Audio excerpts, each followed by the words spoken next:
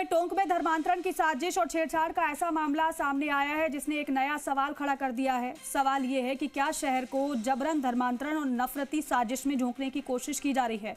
एक coaching centre की नाबालिग छात्रा के साथ विशेष समुदाय से जुड़े आरोपियों ने न केवल पिछले 1 महीने से लगातार छेड़छाड़ की, बल्कि जबरन धर्म परिवर्तन कर निकाह नहीं करने पर तेरे मुंह पर तेजाब डालने तक की धमकी दे डाली।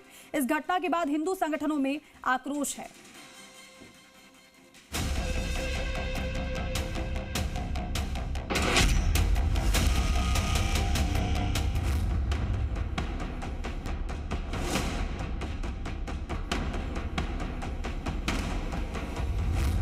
टोंक में कोचिंग सेंटर पर बवाल, छात्रा की जबरन धर्मांतरण की कोशिश, कोचिंग सेंटर में मारपीट और हंगामा, सर्व समाज में उबाल, कड़ी कार्रवाई की मांग।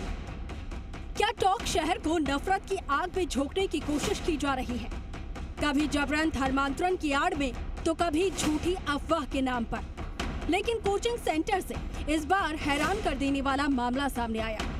समुदाय विशेष से जुड़े कुछ असामाजिक तत्वों ने पहले कोचिंग सेंटर की नाबालिग छात्रा से छेड़छाड़ की, जबरन धर्म परिवर्तन की धमकी दी और अब इसके विरोध में सर्व समाज के लोगों में उबाल है।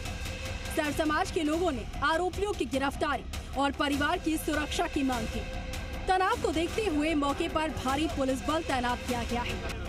एक 3D क्लासेज जो कोचिंग सेंटर को कोई झगड़े की बात हुई थी, उस बात को लेके गाड़ा हिंद के जो ग्रामीण थे, इनमें कोई आक्रोश था। आक्रोश के चलते ये लोग जो है वो ज्ञापन देना चाह रहे थे और इकट्ठे हो गए। ये यहाँ बाड़ा कट पे इकट्ठे हो गए और हमको सूचना मिली तो हम लोग यहाँ आ गए और इनकी बात को हमने ठीक से सुन लिया है और इनका ज्ञापन ले लिया है। टोंक में किस कदर शोहदे पुलिस को चुनौती दे रहे हैं, सीसीटीवी की इस तस्वीर को देखिए। ये वही कोचिंग सेंटर है जहां की नाबालिग छात्रा से छेड़छाड़ और जबरन धर्म परिवर्तन निकाह करने की लगातार धमकी दी जा रही थी। कोचिंग सेंटर के संचालक को जब इसका पता चला तो विरोध किया और फिर क्या था, देखिए। आरोपी ने अपने साथियों के साथ न केवल कोचिंग संचालक के साथ मारपीट की, बल्कि कोचिंग सेंटर में जमकर तोड़फोड़ की गई। आरोपियों ने विरोध करने पर कोचिंग स्टाफ को जबरन बाहर खींचा और पिटाई की। जब छुट्टी हुई हमारी 5:13 पे, तो बच्ची बाहर गई। 1 मिनट में वो वापस आई, मेरे पास बोली सर आज भी वो लड़के वहीं खड़े हैं। मैं गया, वहाँ पर 4-5 लड़के थे। मैं उनमें से 4-5 में से वो जो मेन का था वो हीरो, उसको मैं ले आया कोचिंग में। उसका नाम सर, उसका बड़ा भाई का नाम आमिर है, उसका नाम हमारे को पता नहीं है। फिर वो 120 सेकंड में वहाँ 20 बच्चे आए और हम 2-3 जो वहाँ मौजूद थे उनको मारकर चले गए। यही घटनाक्रम है, इसके अलावा कोई घटनाक्रम नहीं है। कल कोचिंग इंस्टीट्यूट पे भाई हेमराज ने उसकी यहाँ पे लाइब्रेरी में पढ़ने वाली एक 13 साल की मासूम बच्ची, उसका अपहरण का प्रयास करने के लिए कुछ लोग समूह बनाकर वहाँ पर आए थे, लेकिन उस हेमराज और उसके 2-3 साथियों ने उस घटना का विरोध करा। भले उसका सिर फूट गया, लेकिन उस बच्ची को उसने अपहरण से बचाया। उसके लिए तो मैं भाई हेमराज का उसका धन्यवाद भी देना चाहता हूँ। तो वहीं इस मामले में पीड़िता छात्रा ने थाना कोतवाली में आरोपियों के खिलाफ रिपोर्ट दी है।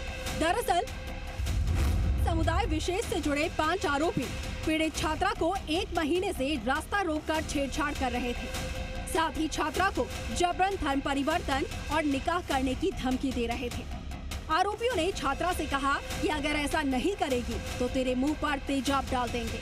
उधर कोतवाली पुलिस ने मामला दर्ज करके जांच शुरू कर दी है।